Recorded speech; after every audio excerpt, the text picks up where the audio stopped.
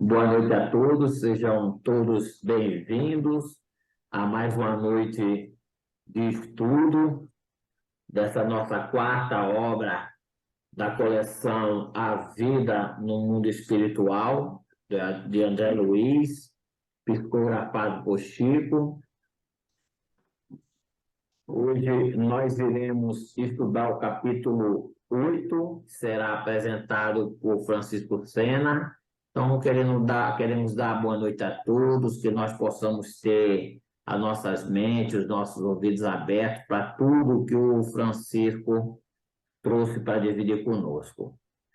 Hoje eu irei fazer a harmonização, a Helena irá fazer a prece inicial. No final, aquele que se sentir à vontade para fazer a prece final, é só me avisar. Eu vou perguntar no final, o pessoal decida aí. Então, do livro Caminho Seguro, de Lorival Lopes, Lição à Esperança. Não dê corda à desesperança. Lamentar-se faz mal.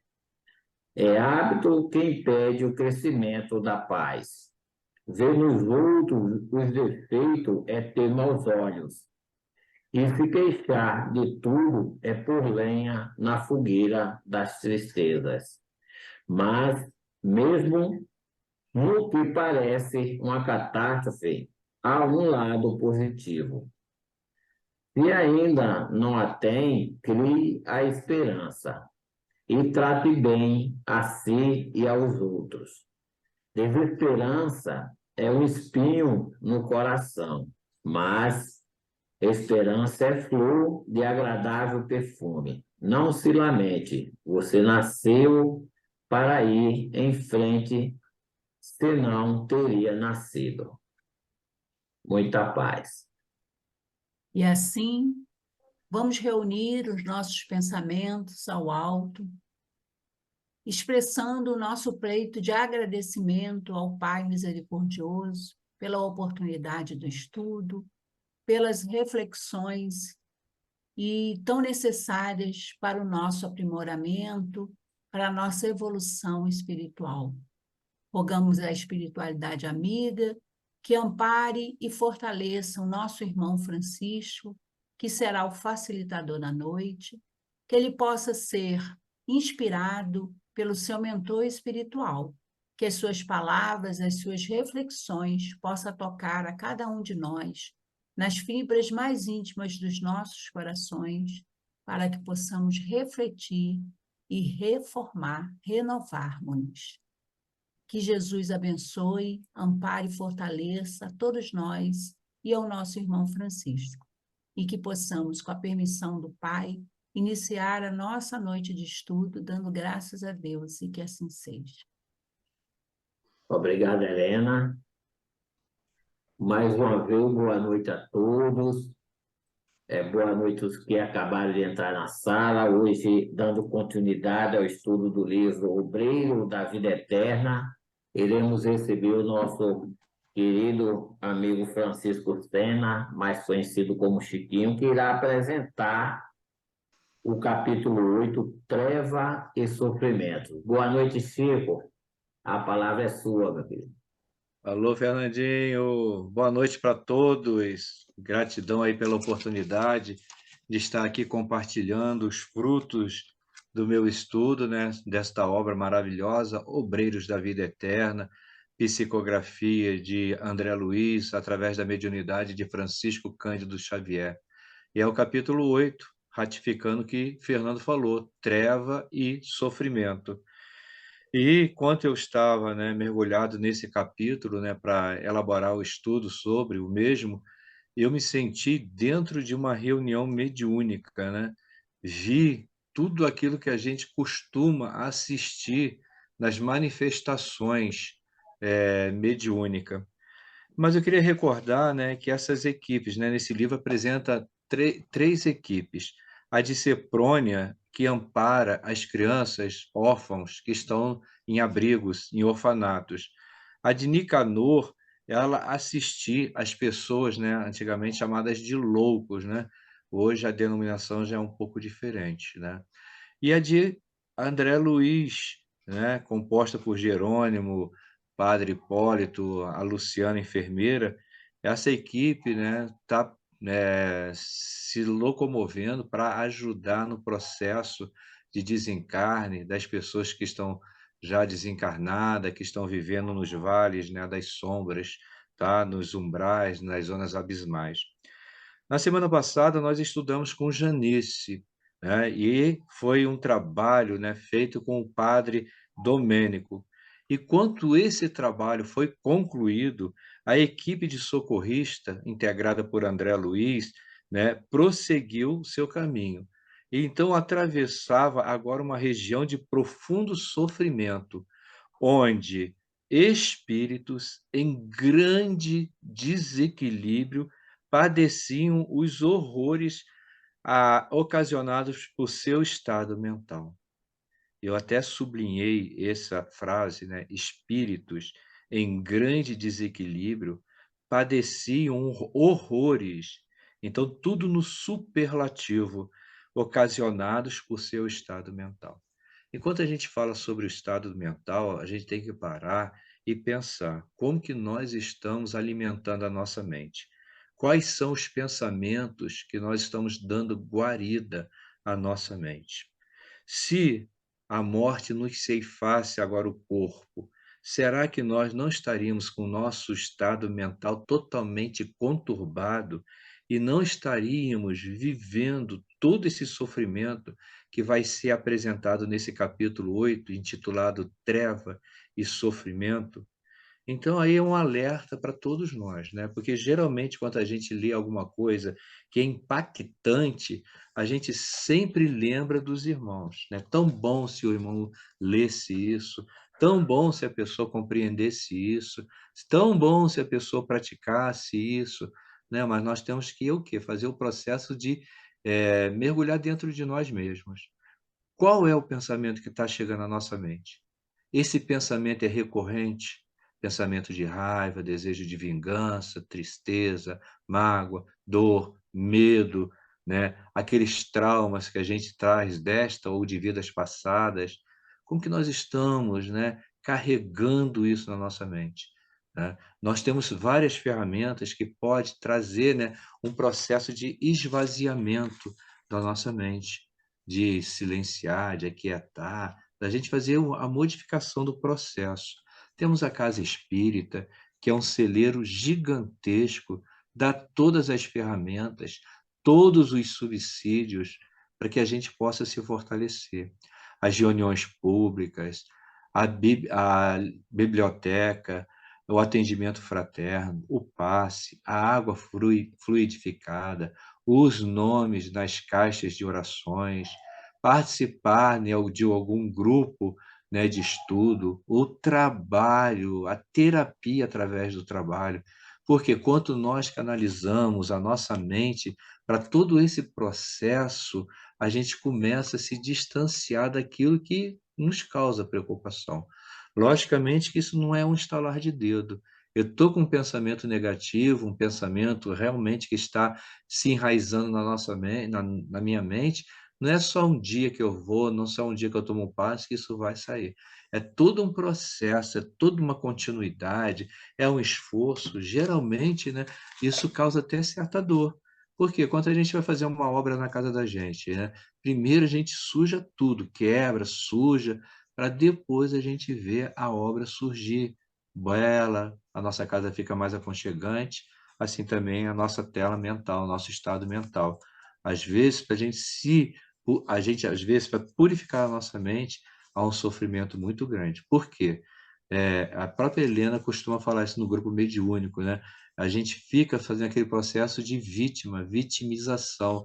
Eu sou assim porque fulano me fez isso, eu sou assado porque fulano me fez aquilo. Não, a gente é assim porque a gente está dando guarida, a gente está alimentando, né, e agasalhando isso no nosso mundo. E continua André Luiz dizendo: os benfeitores deveriam interceder junto àquelas almas no sentido de esclarecê-las e recolocá-las no trilho do bem. Então, isso me faz lembrar das reuniões mediúnicas. Quantos irmãos nossos recebemos nas salas mediúnicas, né, que estão vivendo tormenta, às vezes de anos, séculos, nessas zonas de sofrimento. Nós, enquanto médium, dialogador, esclarecedor, ou qualquer nome que a gente queira usar, nosso objetivo é a gente trazer, resgatar essas almas desse sofrimento, tirar ela das trevas e apresentar a luz, porque a gente não sabe o que levou esses espíritos a tomar uma atitude que geralmente, que comumente vai arrastar ele para um sofrimento de longas datas. Às vezes, né, uma coisa que acontece, a gente fala, estou sofrendo por bobagem. Bobagem para nós, mas para ele é um tormento, né, muito grande, né, porque ele só enxerga aquele momento, né, e a gente faz todo um processo, todo um trabalho, a gente pede à equipe espiritual, descortina ali um cenário, um telão, e eles conseguem ver vidas pretéritas e vai acabar, né, identificando que nem sempre somos tão vítimas quanto julgamos ser, né? Existe tudo, né, que nos arrastou naquele instante. Então ele continua dizendo: para que então pudesse almejar uma melhor sorte, vamos ao relato que o autor nos transmite em síntese. Então, para quê? Para que a espiritualidade, né, para que esses nossos irmãos possam ter, né, ele coloca aqui a palavra sorte, né, mas a gente, dentro da doutrina espírita, não gosta da palavra nem sorte e nem azar. Nós utilizamos a lei de causa e de efeito. Então, aí, projetado na tela de vocês, está dizendo: a sombra tornava-se muito densa e não se conseguia divisar o recôncavo. Então, veja, meus irmãos, tudo André Luiz coloca lá em cima, lá no superlativo, muito denso, né? A gente não tem nem noção do que é uma treva, né? Uma sombra muito densa. E esse recôncavo é como se fosse assim, né? Uma gruta, um túnel, um buraco, né? Muito escuro, úmido, com lama. Então eles estavam indo nessa direção. Frases comovedoras subiam até nós, dolorosos ais, blasfêmias, imprecauções. Tá? Então a gente se coloca, né, numa atitude de estar nesse lugar, né, numa treva muito densa, de espíritos sofrendo, de espíritos gemendo, chorando. Né? Até uma oração na Igreja Católica disse: gemendo e chorando neste vale de lágrimas. Né? Então, os espíritos ali estavam nesse processo, né, de purgar a sua dor. E diz o seguinte: guardava a ideia de que vastíssimo agrupamento de infelizes se rebocava no solo, ou seja, eles rolavam no solo, naquela, naquela terra úmida mesmo, né? Fria, mal cheirosa, mal iluminada. E ele continua dizendo: certo, os demais companheiros experimentavam análogas emoções. A irmã Zenóbia, né, que coordenava o grupo, tomou a palavra esclarecedora. Os padecimentos que sentimos não se verificam à revelia da proteção divina. Eu achei essa frase impactante. Impactante mesmo. Aqui no meu estudo, no meu rotorizinho que eu estou apresentando aqui, eu até sublinho essa frase. Por quê? Né? Quantas vezes, né, a gente pensa, né, que Deus se esqueceu de nós, que a gente está sofrendo e Deus está insensível à nossa dor. Nada disso. Né? Tudo isso passa pela supervisão do Pai. Porque qual é o atributo de Deus que nós aprendemos na doutrina? Entre tantos outros, ele é onipresente, ou seja, ele está presente em tudo. Mesmo neste lugar que está sendo descrito aí nesse capítulo, Deus está presente. Né? Aqueles irmãos não estão sofrendo a revelia, Deus ali está cuidando de cada um deles. Muitas vezes a gente tem que parar para pensar que aquilo que julgamos ser um mal, na verdade, é um processo de lapidação, porque a gente não sabe o que nós fomos no nosso passado.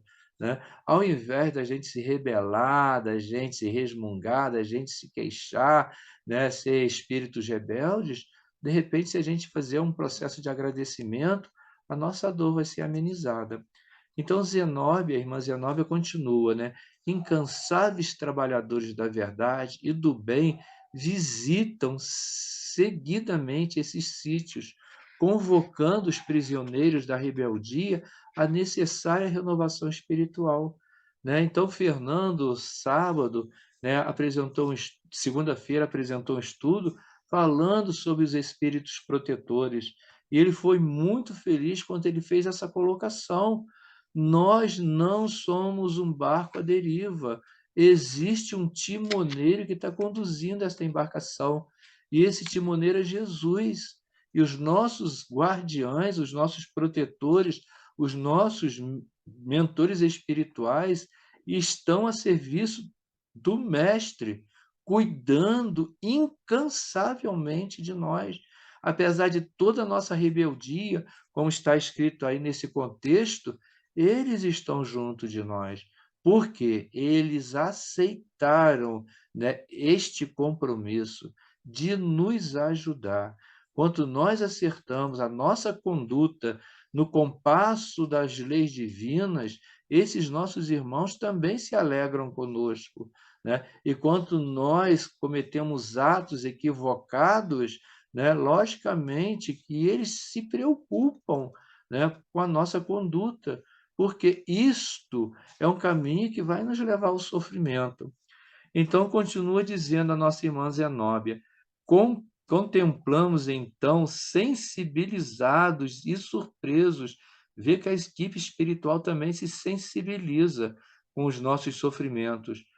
Monstruoso quadro vivo, vasta, olha aí, vasta, legião de sofredores cobriam o fundo daquela gruta, né, daquele recôncavo, um pouco abaixo de nossos pés. Então, meus irmãos, pensemos, né, qual seria a nossa reação enquanto espíritas, confesso e praticante da doutrina espírita, quanto antes de conciliarmos, né, o sono, nós pedimos ao nosso mentor espiritual que ele possamos também realizar algum tipo de trabalho, de estudo, enfim. E se numa dessas somos levados numa excursão para ir nesses lugares ajudar os nossos irmãos sofredores, será que nós teríamos condições, maturidade espiritual para realizar esse trabalho? Lembrando que nós fomos falar lá atrás, nosso estado mental. Então, nós precisamos cuidar disso, da nossa mente. Diante do sofrimento, nós não podemos ser esponja, porque senão a gente pode colocar o trabalho todo a perder. Se diante do sofrimento de uma pessoa, a gente, ao invés de ter compaixão daquela pessoa, nos desconcertamos e começamos a entrar na sintonia do sofrimento dela, ao invés de estar ajudando, a gente vai estar atrapalhando.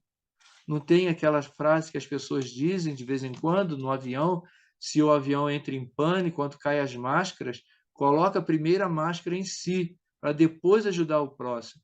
Porque se a gente for ajudar o próximo primeiro, de repente a gente não vai conseguir nos ajudar. Então, tudo isso, né, são alertas que a espiritualidade nos promove. Então, aqui eu vi chegar a Suza, Helena, Fernando, eu, que trabalhamos como dialogador ou esclarecedor numa reunião mediúnica, é muito importante a gente tomar conhecimento disso. Por quê? A gente vai se fortalecendo cada vez mais. E segue Zenóbia dizendo, em seguida solicitou ao padre Hipólito dirigisse apelo geral em nome do Senhor às vítimas do infortúnio, para que considerassem a necessidade da transformação íntima. Então, veja, meus irmãos, essa palavra é chave, transformação íntima. De um tempo para cá, nós temos assistido constantemente, muito mesmo, a tal reforma íntima sendo pregada na tribuna espírita. Aquele momento da gente parar, da gente meditar, da gente se olhar, de ter aquele autocuidado conosco, né? Porque a gente tem uma disposição grande de ajudar as outras pessoas, a quem tem fome, a quem tem sede, a quem tem frio. A gente disponibiliza comida, água, cobertor, agasalho, mas a gente precisa também ter esse carinho conosco, nos amar, tirar um tempo para cuidar de nós, ver o que está acontecendo conosco, né? Que pensamento nós estamos alimentando na nossa mente, qual é o nosso estado de espírito, nós temos felicidade de poder realizar esse trabalho, ou a gente vai num estado de descontentamento para a casa espírita. Então, tudo isso são alertas, porque precisamos sim fazer esta tal falada reforma íntima. E o ex-sacerdote, o padre Hipólito, abriu o pequeno manual evangélico que carregava consigo e leu, na relação do apóstolo Lucas, a parábola, né, do homem rico que se vestia de púrpura em regalada existência, quando o mendigo chaguento lhe batia debalde a porta da sensibilidade. Só um instantinho aqui que eu acho que é. Aqui. Então, essa parábola é bastante conhecida. Ela nos fala de um rico, né, vestido de púrpura, morando num palácio, comendo do bom e do melhor, enquanto migalhas caíam no chão, caía da mesa no chão. E lá fora, um chaguento, um mendigo, né, desejando comer o que caía da mesa desse rico. E ele só tinha como companhia cães que lambiam as suas chagas. Aconteceu que ambos desencarnaram. E na espiritualidade, o rico estava num processo de sofrimento muito grande. Se viu numa situação difícil, né? Enquanto ele olhou numa direção, ele viu o pai Abraão, o patriarca, né, do povo judeu, e na companhia de Abraão, Lázaro. E pede, pai Abraão, permita que Lázaro molhe os dedos e coloque na minha boca para me descidentar. E Abraão disse que não podia fazer isso, porque entre ambos tinha criado um profundo abismo. Enquanto nós vemos esse abismo, meus irmãos, o que nós podemos pensar? É uma situação geográfica, é um buraco, é um túnel, é um fosso, é o que é? Não, são coisas, nossa sensibilidade, nossas vibrações, que cria um distanciamento, né, de nós com o nosso anjo de guarda, ou de nós com pessoas que estão numa situação piores do que a nossa, esse abismo dificultando esse intercâmbio entre ambos, né? Então, né, o pai Abraão disse que tinha esse abismo, quem estava de lá não podia passar para cá, nem de cá passar para lá. E insiste o rico, né? Então permita que Lázaro vá à casa do meu pai, porque para alertar os meus irmãos para que eles não venham sofrer o que eu estou sofrendo. E Abraão disse, mas lá eles têm Moisés, têm os profetas. Não, pai Abraão, se Lázaro for, eles vão acreditar com mais firmeza. E Abraão responde, né? Se eles não acreditam nem nos vivos, vão acreditar nos mortos? Então veja a riqueza, né, desta parábola. Fala sobre a comunicação mediúnica, fala sobre a manifestação do espírito, fala sobre a imortalidade da alma. Quantos exemplos nós tiramos aí desta parábola? E isto, Padre Hipólito estava explicando, né, naquele momento ali, né, naquela emoção, para que aqueles nossos irmãos pudessem captar o sentido dessas palavras. E lá, então, desse vale de sombra, dessas zonas abismais, eles começaram a ouvir: fora, fora, abaixo as mentiras do altar, ataquemos de vez o padre. Estamos bem, somos felizes, não pedimos auxílio algum, não precisamos de arengas, ou seja, humilia, falação. Então, meus irmãos, a gente não escuta isso nas comunicações mediúnicas que recebemos em nossas casas. Esses espíritos, ao invés de aceitar uma palavra, eles partem para a reação, para a agressão. Por quê? Muitas vezes têm medo de sair de uma situação aonde eles estão ali naquele momento de comando, né, para depois ou para se submeter, né, a um momento de paz, de tranquilidade, né? Porque medo do desconhecido. Todos nós temos medo do desconhecido. Eu me lembro quando eu abracei a doutrina espírita, né, sou de família, né, católica, e todo mundo falava: você vai ficar maluco, você vai ficar isso. Por quê? Por causa do medo do desconhecido. Não conhecia o que a doutrina espírita tinha para nos falar. E continua, então, esses espíritos, né, que estavam naquelas zonas umbralinas. Temos aqui o nosso céu, vão para os infernos. Bolas de substância negra começavam a cair ao nosso lado, partindo em vários pontos, partindo de vários pontos do abismo de dor. Então eles começaram a atacar, né, aquela caravana de ajuda aos sofredores, né? Então a irmã Zenóbia, né, diz às redes, dirigindo a alguns colaboradores: estendam as redes de defesa, isolando-nos do agrupamento, né? Então o que que acontece isso, meus irmãos?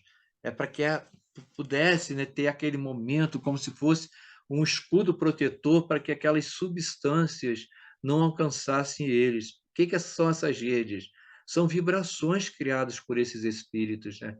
O padre Hipólito, sobrepondo-se aos ruídos e insultos, iniciou o comentário com empolgante acento. Eu adorei essa frase, meus irmãos. Vamos ler de novo, vamos ler comigo. O padre Hipólito, sobrepondo-se aos ruídos e insultos, iniciou o comentário com empolgante acento. O que isso quer nos dizer, meus irmãos? Quantas vezes nós estamos na casa espírita assistindo uma reunião doutrinária, o palestrante está lá falando e de repente um ruído, o que acontece? Todo mundo perde a sintonia com o orador para olhar em direção aos ruídos. A gente se desconcentra. Mas a gente tem que estar preparado, meus irmãos. A gente ter aí esse exemplo do padre Hipólito. Ele continuou empolgante. A gente tem que ter empolgação naquilo que nós estamos fazendo dentro da casa espírita, ou onde quer que nós estamos. Não podemos ser aquela pessoa desanimada, inquieta, nada disso. Precisamos ter, sim, a alegria de estar a serviço do Cristo. Então, diz, né? Irmãos, que vos prepareis para a recepção da luz divina e o nosso desejo fraternal. Reúnem-se aqui várias centenas de infortunados companheiros em precárias condições espirituais. Cruéis perversões interiores modificam-se o aspecto fisionômico. Então, totalmente modificada, né? E a gente pode ver ali que era como se fosse, né, uma transfiguração daqueles espíritos. Diante de tanta dor, isso transfigurava no seu semblante, e eles podiam ver isso. Então, eles unidos nessa oração, empolgados, alicerçados na fé, não desanimaram diante das ameaças. Não vos assemelhais às criaturas humanas que fostes, né, repletas de dons divinos, diz o padre Hipólito. Olha que coisa interessante. Criaturas humanas que fostes. Por quê? De repente, eles estavam ali transfigurados em monstros para assustar a equipe socorrista.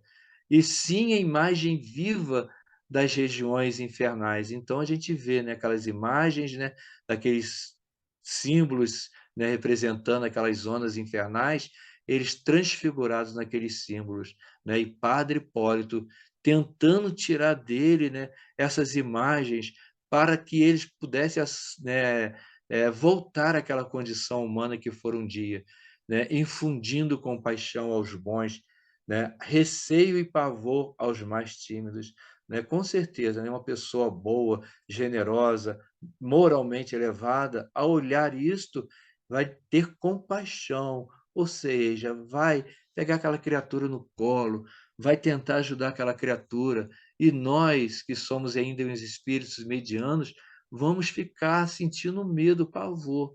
Entretanto, sois nossos irmãos mais infelizes, continua Hipólito, aleijados do sentimento e do raciocínio, perdidos em dolorosos desacertos da ignorância.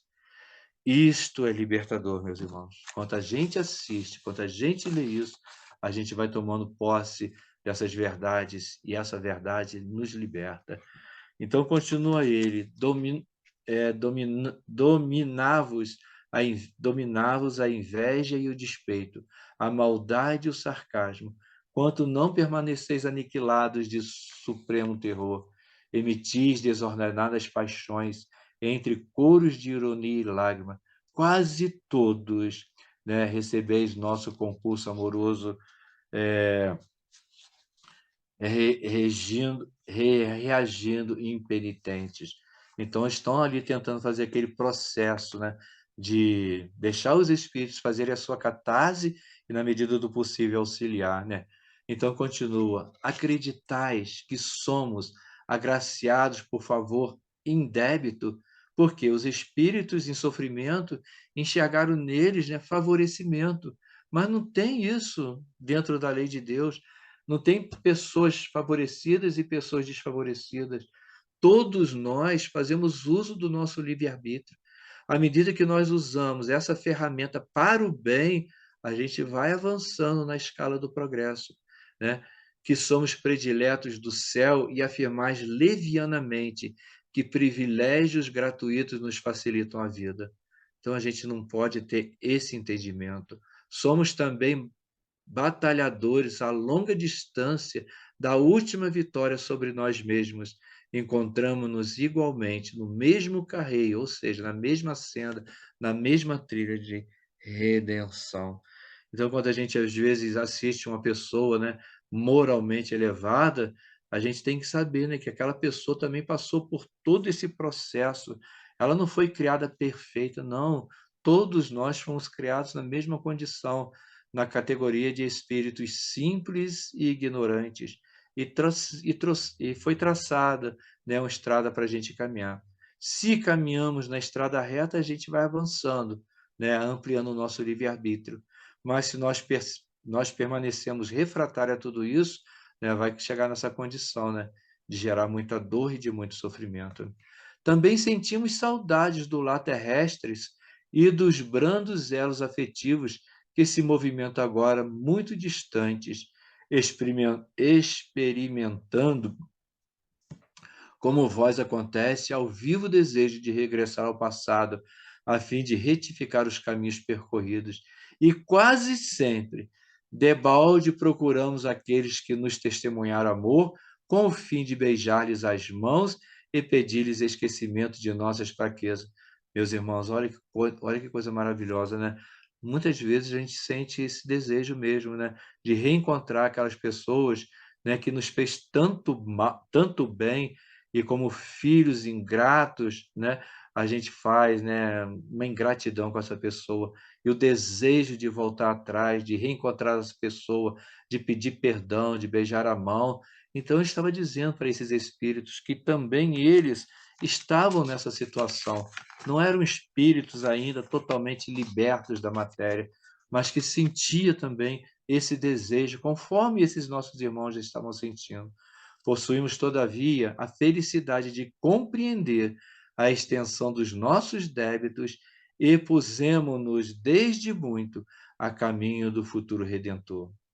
Veja, meus irmãos, nós estamos aqui na noite de hoje, nessa noite do dia 9 de novembro, buscando isso aí, o caminho da nossa libertação.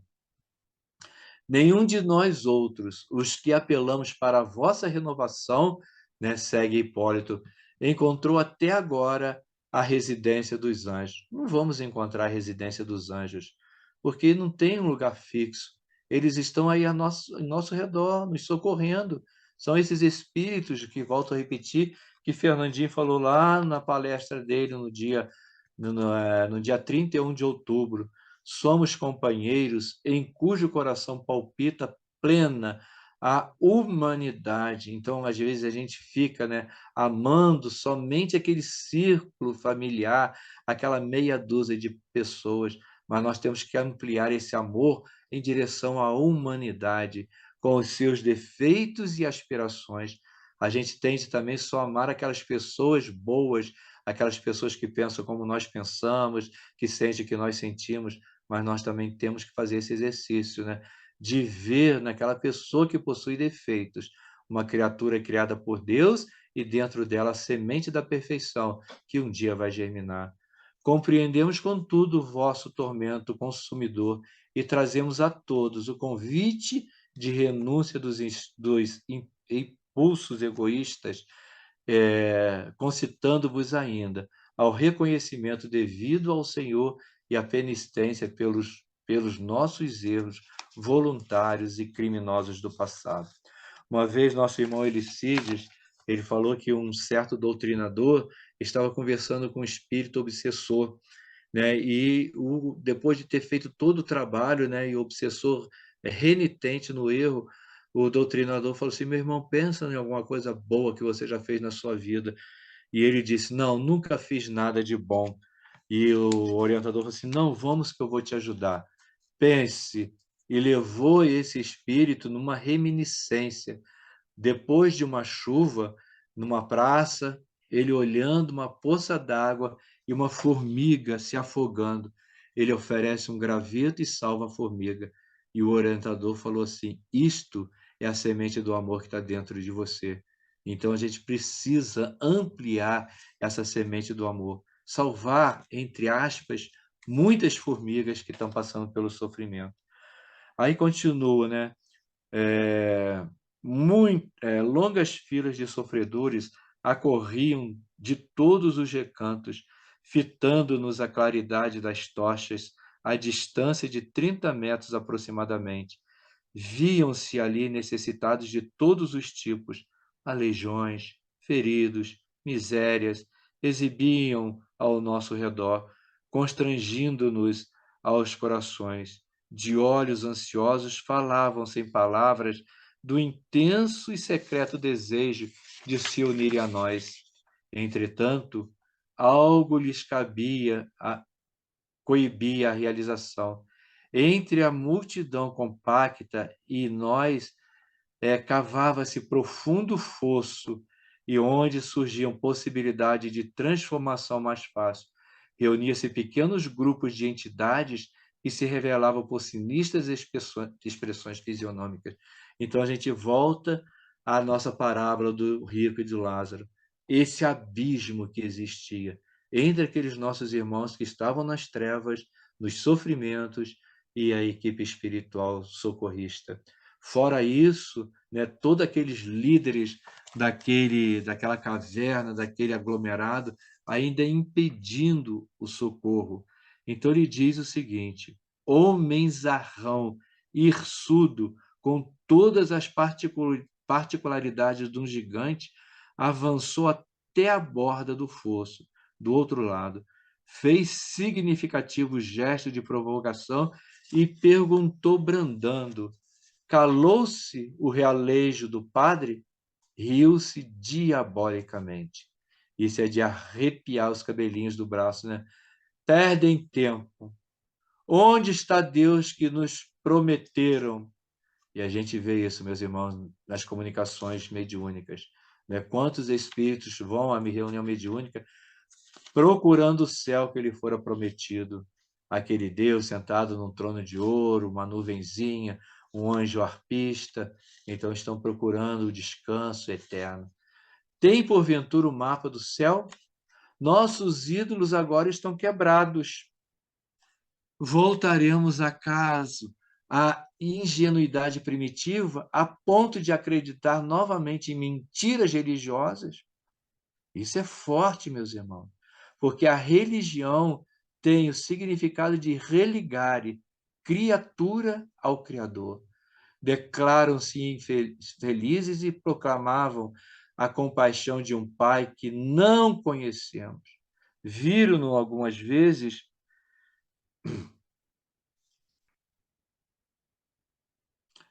o conhecimento da divindade e o roteiro celestes serão encontrados dentro de nós. E aqui a gente pensa, meus irmãos, na questão 621 de O Livro dos Espíritos. Onde está escrita as leis de Deus? Em nossa consciência. Então, todos nós sabemos o que é o certo e o que é o errado. Não precisa ninguém nos falar isso.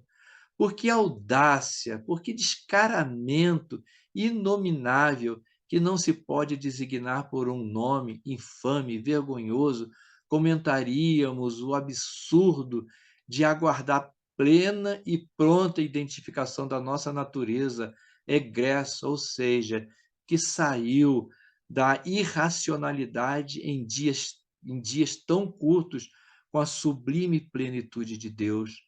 Em verdade, as religiões antropomórficas, porque o homem, não podendo ser Deus, criou Deus à sua semelhança, com todas as suas imperfeições, com poder de vingança, de privilégios, de rancorosidade, envenenaram-nos a mente, instalando falsas concepções de um Deus em nosso raciocínio. Então, é para a gente meditar sobre tudo isso, meus irmãos, né? Tomados, pois, de compaixão pela nossa rebeldia e infortúnio, rogamos ao Senhor, abençoe a esperança de quantos nos ouvem, famintos de surpresa e redenção, como nós, diante da grandeza inapreciável da vida eterna. Isso é reconhecer a nossa pequenez diante da grandeza de Deus. É um estado de humildade, conforme Jesus falou. O símbolo da humildade é uma criança que não guarda nenhum rancor, nenhum ressentimento. A verdade é que doía vê-los oprimindo míseras entidades que se ajoelhavam sob o nosso olhar, implorando ajuda e libertação. Entretanto, razões ponderáveis existiam, justificando a ligação entre algoz e vítimas, razões que me escapavam naturalmente na hora em curso. Então, isso é importante, meus irmãos. Quantas vezes a gente fala, né, reencarnamos em determinada família e a gente logo diz: eu não pedi para nascer, eu sou uma ovelha negra, eu estou um peixe fora d'água. Não, todos nós estamos convivendo com quem precisamos conviver. São os nossos desafios para lapidar as nossas arestas. Tomado de súbita piedade, notei que, ao serenarem as ironias dos maus e observando talvez que não transpunhamos o obstáculo em serviço de libertação, pintava-se na fisionomia dos sofredores confessos as mais pungentes ansiedades. Pobre velhinha, que me pareceu desassombrada na fé, examinando os terríveis fatores circunstanciais, estendeu-nos os braços esqueléticos e, na sua antiga concepção religiosa, suplicou, isso que está à direita de vocês: santos mensageiros de Deus, nosso Pai, dignai-vos, retirai-nos do purgatório. Esse purgatório é muito importante a gente pensar sobre isso, meus irmãos. Que existia, né, o céu e o inferno, um ponto geográfico, aonde as almas bondosas iam para o céu e lá permaneciam em repouso total, sem nada a fazer. E se fosse um espírito perverso, ia para o inferno. Mas começaram, né, no século medieval, questionar: e as almas, mais ou menos, para onde que elas vão? Vão para o céu ou vão para o inferno? Então resolveu-se criar o purgatório, aonde as almas permaneciam purgando os seus erros, e tão logo elas se desvencilhassem desses erros, elas iam para o céu.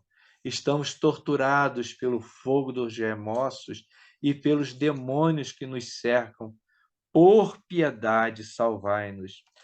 E destacando-se uma das outras, as súplicas proferidas evidenciavam a presença de adeptos de variados credos religiosos, conhecidos na crosta terrestre. E os espiritistas não faltavam no triste concerto. Determinada senhora de porte respeitável deprecou, ou seja, implorou chorosa: espíritos do bem, auxiliai-me. eu conheci Bezerra de Menezes na Terra. Como se isso fosse o passaporte para nos levar direto para uma colônia, tipo nosso lar. Aceitei o Espiritismo. E daí? Todos nós aceitamos o Espiritismo. Mas a pergunta é: que diferença, depois dessa aceitação, o Espiritismo tem provocado em nós? No entanto, ai de mim, minha crença não chegou a ser fé renovada. Dedicava-me à consolação, mas fugi à responsabilidade.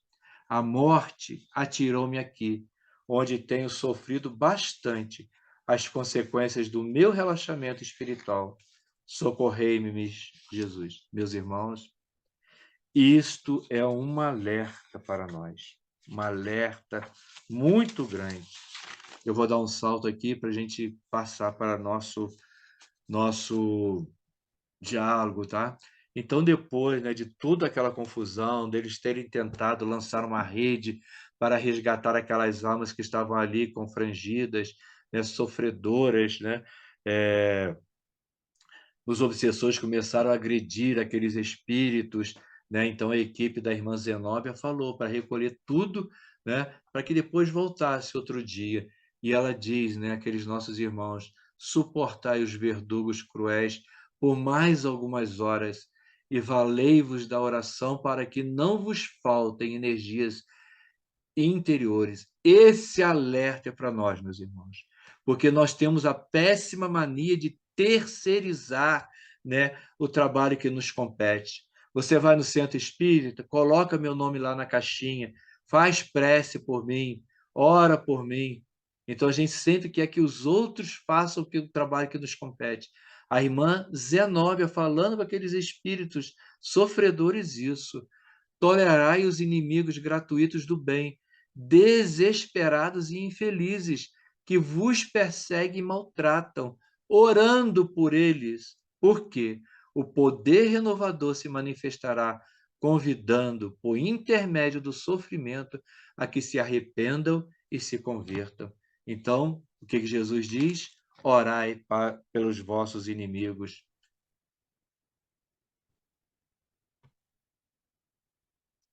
E acertei! Então, meus irmãos, Fernandinho, quanto tempo?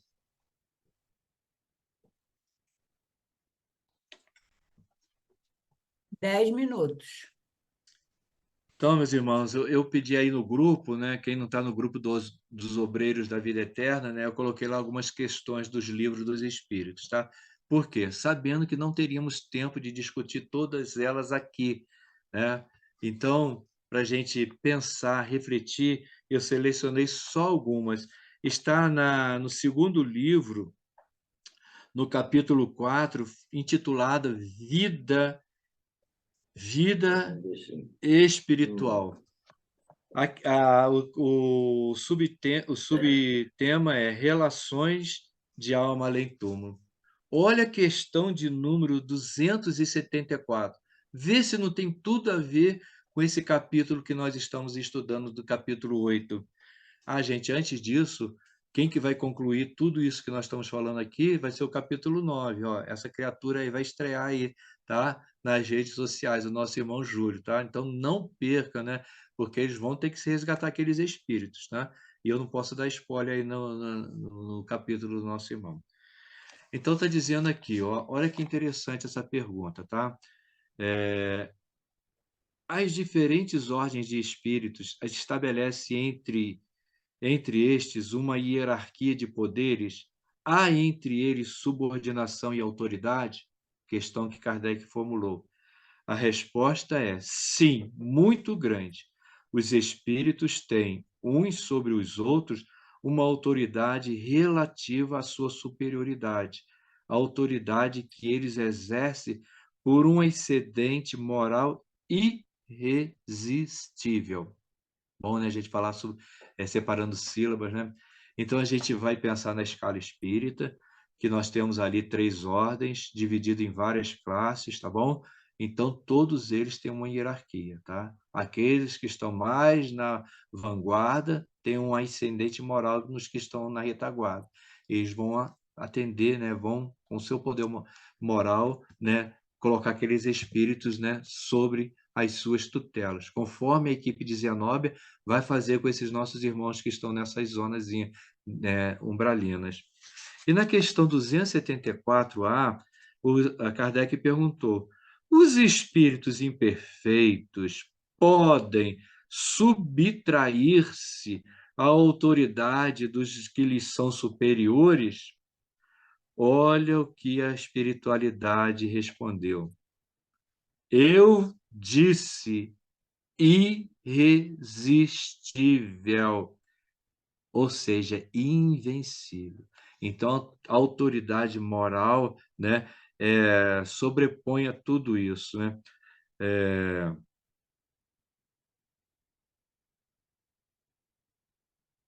Então, muitas vezes, né, a gente vê na reunião mediúnica, né, vocês podem aí, gente, me confirmar ou pode me corrigir se eu estiver errado, né? Quantas pessoas a gente fala de Jesus para um espírito que está numa situação assim, né, de uma obsessão muito ferrenha, a gente fala de Jesus, o que que os espíritos falam para a gente? Que Jesus, um fraco, não conseguiu nem salvar a si mesmo, vai salvar a nós? Mas aí a gente pergunta, né, meu irmão, Jesus, nós falamos nele até hoje. As suas palavras, né, as suas realizações ecoam até os dias atuais. E onde que está Pilatos, Herodes? A gente não ouve falar mais deles. Então, o quê? O poder da luz é muito maior do que o poder das trevas. E na questão 275, né, diz o seguinte: o poder e a consideração de que um homem desfrutou na Terra lhe dão alguma supremacia no mundo dos espíritos? Então, o cara é poderoso aqui na Terra. Quando desencarna lá em cima, ele vai ter esse poder? A espiritualidade responde: não, pois os pequenos serão elevados e os grandes rebaixados. Leides os Salmos. E o que nós vimos ali na parábola do rico e do Lázaro? O rico lá naquele sofrimento poderoso e Lázaro ascendendo na espiritualidade. E na 275, eu vou só ler a questão e vou falar, né, de um trecho do Evangelho. Como devemos entender essa elevação e esse rebaixamento? Você já deve ter lido e já deve estar com isso na cabeça, né? Que no Evangelho segundo o Espiritismo fala sobre a rainha de França. Ela desencarnou, achou que o tapete vermelho ia ser desenrolado e ela ia subir nesse tapete direto para os braços de Deus. E ela ficou assustada, porque viu acima dela os súditos, muitas vezes aqueles iam mais apagados no reino, estavam numa ascensão muito maior que a ela. Então não adianta poder, isso é efêmero, isso fica na terra. A gente não leva nada para o plano espiritual. E na 276 também eu vou falar um outro exemplo, tá? Não vou ler aqui a resposta, não. Aquele que foi grande na terra e que se acha em posição inferior entre os espíritos, sente humilhação com isso, né? Então, às vezes, né, uma pessoa, né, eu lembrei de uma história de um orador que falava sobre caridade, sobre perdão, sobre tudo. E lá no final do salão, um senhorzinho sempre escutando aquele orador. E um dia o desencarne chegou para ambos. O orador se viu numa situação muito dolorosa. E, de repente, ele olha para cima, né, aquele senhorzinho sendo resgatado. E ele reclama: oh, eu que fui orador, eu que falava de caridade, de perdão, por que ele está sendo ajudado e não eu? O que eu fiz? E o senhorzinho falou: o que o senhor fez eu não sei, mas eu fazia tudo o que o senhor mandava fazer. Tá? E depois segue aqui outras questões interessantes, isso é dever de casa. Agradeço aí a oportunidade. Gente, para quem vai assistir isso aí, né, em outros momentos, nós estamos falando do Livro dos Espíritos, das questões 274 à questão 290, tá bom? Fazendo o link dessas questões com esses nossos irmãos socorristas que foram lá nas trevas para ajudar aqueles sofredores, tá? Então, que Jesus nos abençoe. Gratidão por mais essa oportunidade. Obrigado, Chico, pelo seu estudo, por tudo que você trouxe. E essas questões que você colocou aí no livro do Espírito, ela é bem chamativa a atenção, né? Se nós lermos os Salmos, Jesus já nos alertava, né?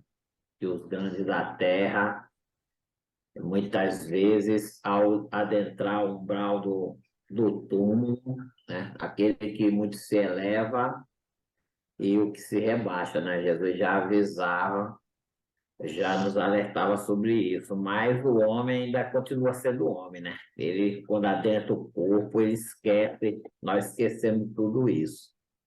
Muito obrigado, Chico, pelo estudo. Nós temos ainda 4 minutos, se que alguém quiser fazer alguma colocação.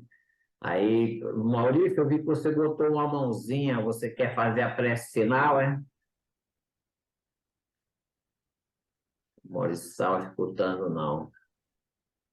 Deixa eu falar. Júlio, você gostaria de fazer a prece final? Posso fazer, Fran. Obrigado, Júlio. Tem aí 3 minutos. Se quiser, alguém quiser fazer alguma colocação para a gente fechar o estudo.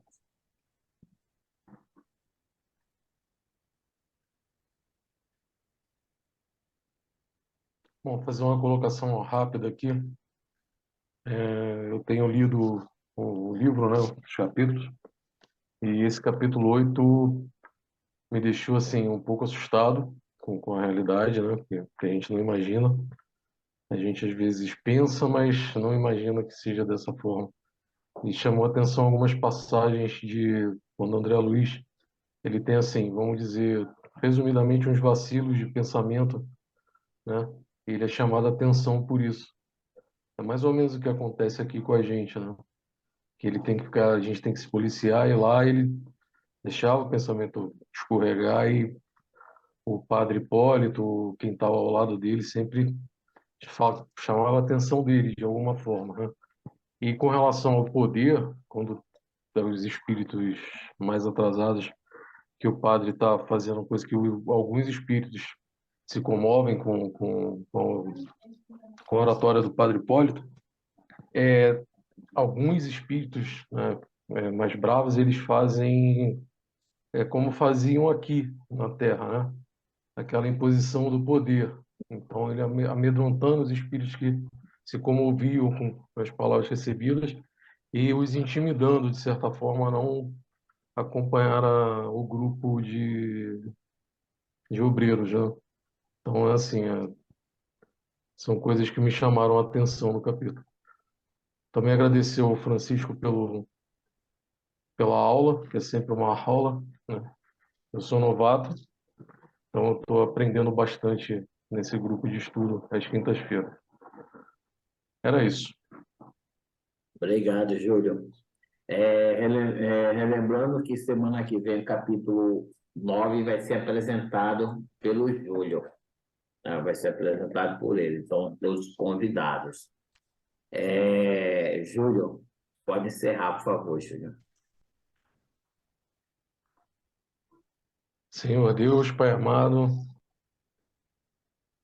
querido amigo e irmão, Mestre Jesus, agradecemos mais uma vez por essa noite de estudos, agradecemos pelo nosso irmão Francisco, que ele seja sempre abençoado para nos trazer bons estudos, boas palavras, que possam essas palavras nos agregar na nossa evolução como espíritas, nos tocando o coração e mente, para seguirmos trilhando o caminho do bem, da caridade, da humildade, como manda a doutrina espírita.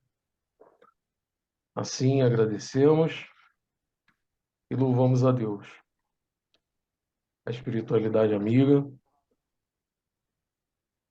dando graças a Deus e que assim seja. Obrigado, Júlio. Obrigado a todos mais uma vez. Estão todos convidados para a próxima quinta-feira, se Deus assim nos conceder mais uma noite de estudo.